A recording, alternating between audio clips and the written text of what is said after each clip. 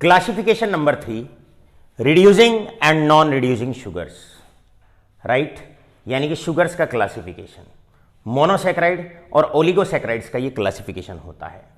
ये दो तरह के होते हैं, reducing and non reducing sugars.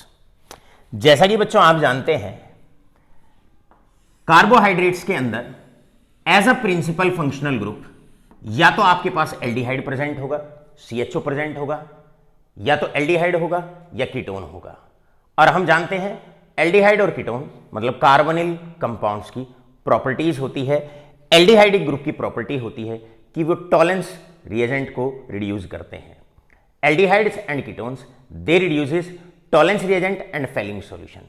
तो ऐसे कार्बोहाइड्रेट्स जो टॉलेंस रिएजेंट और फेलिंग सॉल्यूशन को रिड्यूस करते हैं उनको कहा जाता है रिड्यूसिंग शुगर्स। और किस में रिड्यूस करते हैं? टॉलेंस रिएजेंट को सिल्वर मिरर में, क्लियर है, और फेलिंग सॉल्यूशन को red precipitates of cuprous oxide में। उनको रिड्यूसिंग शुगर के नाम से पहचाना जाता है। लेकिन अगर सिंपल डिफाइन करना हो तो आप इतना ही कहें, अगर रिड्यूसिंग शुगर की डेफिनेशन आनी हो, they reduces Tollens reagent and Fehling solution, बस इतना बोलना है, they reduces Tollens reagent and Fehling solution. उनको रिड्यूसिंग शुगर के अंदर रखा जाता है। और जो रिड्यूस नहीं करते हैं टॉलेंस रिएजेंट को मेटेलिक सिल्वर में, सिल्वर मिरर में, और फेलिंग सॉल्यूशन को red precipitates of cuprous oxide में, उनको नॉन रिड्यूसिंग शुगर के नाम से पहचाना जाता है। इसकी एक पहचान होती है, इस पॉइंट को जरा आप नोट लगा के लिख लीजिएगा, क्लियर है। हमें कैसे पता चलता है कि रिड्यूसिंग है या नॉन रिड्यूसिंग शुगर है? किसी भी मॉलिक्यूल का स्ट्रक्चर देखिए, कार्बोहाइड्रेट का स्ट्रक्चर देखिए। अब ये हमने ग्लूकोज का स्ट्रक्चर बनाया हुआ है, क्लियर है। इसमें आपको साफ साफ CHO ग्रुप दिखाई दे रहा है, एक CHO फ्री ग्रुप दिखाई दे रहा है। या तो किसी मॉलिक्यूल में, कार्बोहाइड्रेट में आपको फ्री CHO ग्रुप दिखाई पड़े तो वो आपका रिड्यूसिंग शुगर है, क्योंकि आप जानते हैं एल्डिहाइड्स की प्रॉपर्टी होती है, they reduces Tollens reagent and Fehling solution. तो पहली पहचान ये है, अगर फ्री CHO ग्रुप दिखाई पड़े किसी भी कार्बोहाइड्रेट के अंदर तो उसको रिड्यूसिंग शुगर के अंदर रखा जाएगा। साथ के साथ अगर आगे चल के आपको हम पढ़ाने वाले हैं, फिलहाल केवल उसका एक इशारा दे रहे हैं, जितने भी कार्बोहाइड्रेट्स होते हैं इनके ओपन चेन स्ट्रक्चर के साथ साथ क्लोज चेन स्ट्रक्चर भी होते हैं, क्लोज चेन स्ट्रक्चर भी होते हैं। अब क्लोज चेन स्ट्रक्चर में जल्दी से कार्बोनिल ग्रुप, क्लियर है, जल्दी से एल्डिहाइड ग्रुप दिखाई नहीं पड़ता। तो ऐसे केस में याद रखेंगे, हेमी एसिटल कार्बन पे या हेमी कीटल कार्बन पे, हेमी एसिटल कार्बन पे, हेमी एसिटल कार्बन, कार्बन पे अगर OH दिखाई पड़ता है, अगर OH दिखाई पड़ता है तो उसको रिड्यूसिंग शुगर के नाम से पहचाना जाता है। और अगर हेमी एसिटल या हेमी कीटल कार्बन पे अगर OH दिखाई नहीं पड़ता तो उसे नॉन रिड्यूसिंग शुगर्स के अंदर रखा जाता है। वैसे एक पॉइंट और आप नोट करके लिख सकते हैं, जितने भी हमारे मोनोसैकेराइड और डाइसैकेराइड होते हैं, नोट करके लिखिए, जितने भी मोनोसैकेराइड और जितने भी डाइसैकेराइड होते हैं, इंपॉर्टेंट पॉइंट है ये, सारे के सारे रिड्यूसिंग शुगर्स के अंदर रखे जाते हैं। इस वाले पॉइंट को अभी चैप्टर के थोड़े से लेटर हाफ में हम आपको बताने वाले हैं डिटेल में। इसके बाद classification number 4, classification number 4, fourth number का जो क्लासिफिकेशन है, यह क्लासिफिकेशन केवल और केवल मोनोसैकेराइड्स का है। मोनोसैकेराइड्स को हमने दो पार्ट में डिवाइड किया हुआ है। We have divided monosaccharides into 2 parts. सबसे पहले aldoses and ketoses, and ketoses, इनको हमने दो पार्ट में, मोनोसैकेराइड्स को हमने दो पार्ट में डिवाइड किया हुआ है। पहला पार्ट है एल्डोसिस, दूसरा पार्ट है कीटोसिस। अब वो कार्बोहाइड्रेट्स जिनमें aldehyde is present as a functional group, उनको एल्डोसिस के अंदर रखा जाता है। और ऐसे कार्बोहाइड्रेट्स जिनमें ketone is present as a principal functional group, example fructose. Fructose में जो प्रिंसिपल फंक्शनल ग्रुप होता है वो कीटोन होता है, तो उन्हें हम कीटोसिस की कैटेगरी के अंदर रखते हैं। साथ के साथ इनको और आगे डिवाइड किया हुआ है। एग्जाम्पल, एक एग्जाम्पल लेके समझते हैं। जैसे ग्लिसरॉल्डिहाइड का मॉलिक्यूल लेते हैं, राइट।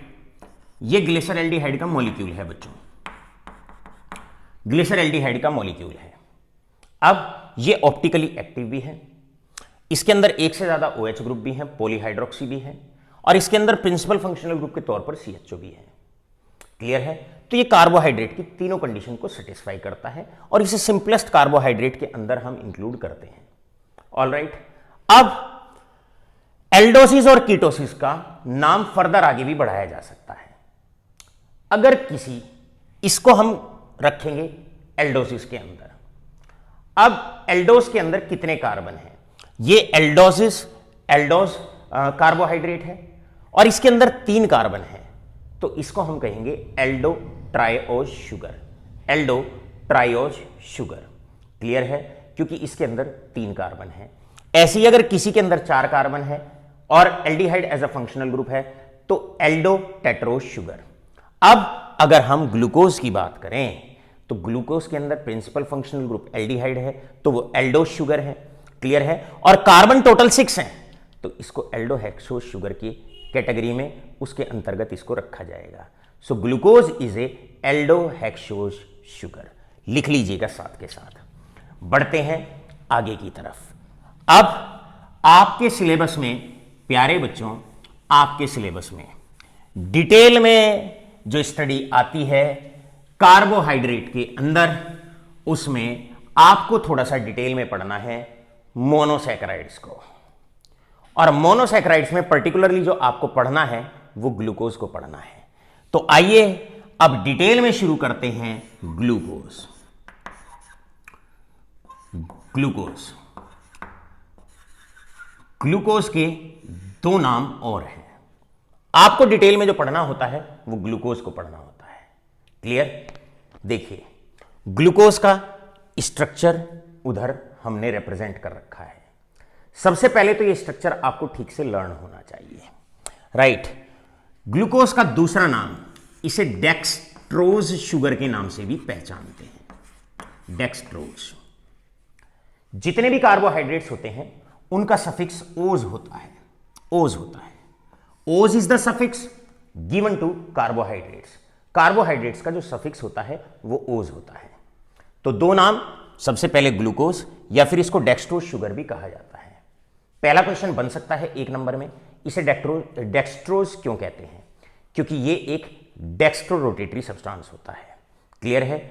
प्लेन पोलराइज लाइट को रोटेट करता है राइट में।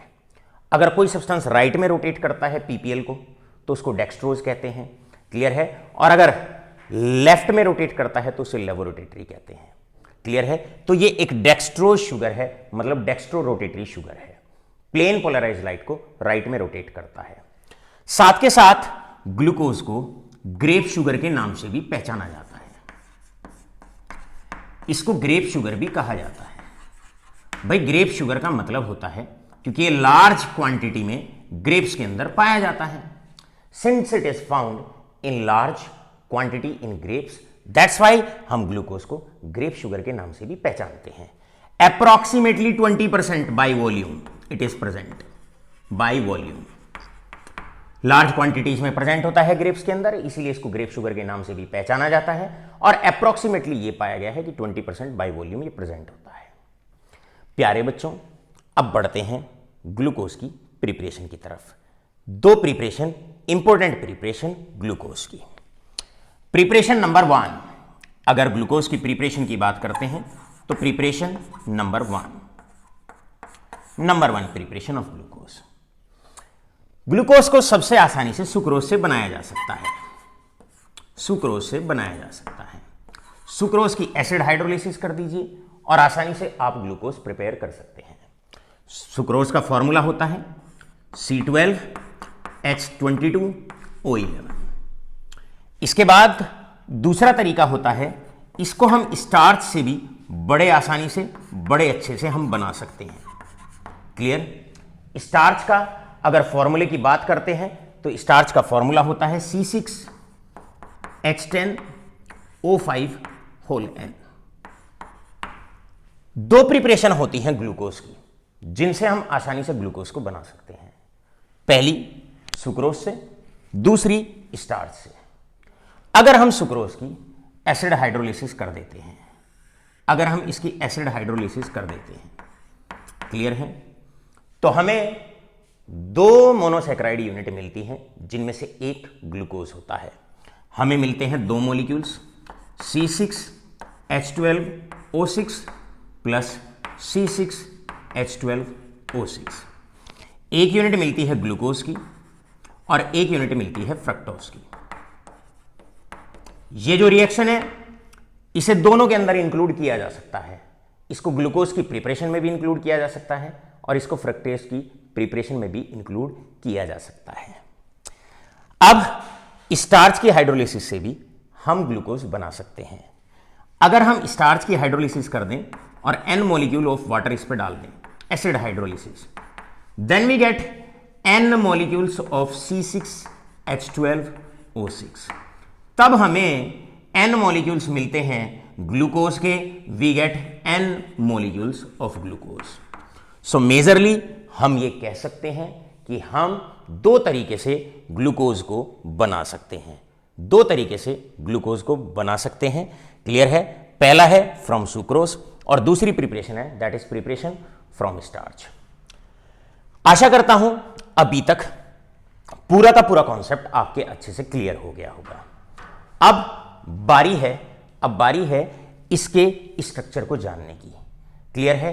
किस तरीके से स्ट्रक्चर हमारे पास ग्लूकोज का आया। तो यहां पर अब हमारा नेक्स्ट हेडिंग होता है that is open chain structure of glucose. फटाफट से इसका स्क्रीनशॉट लो और फिर बढ़ते हैं आगे की तरफ।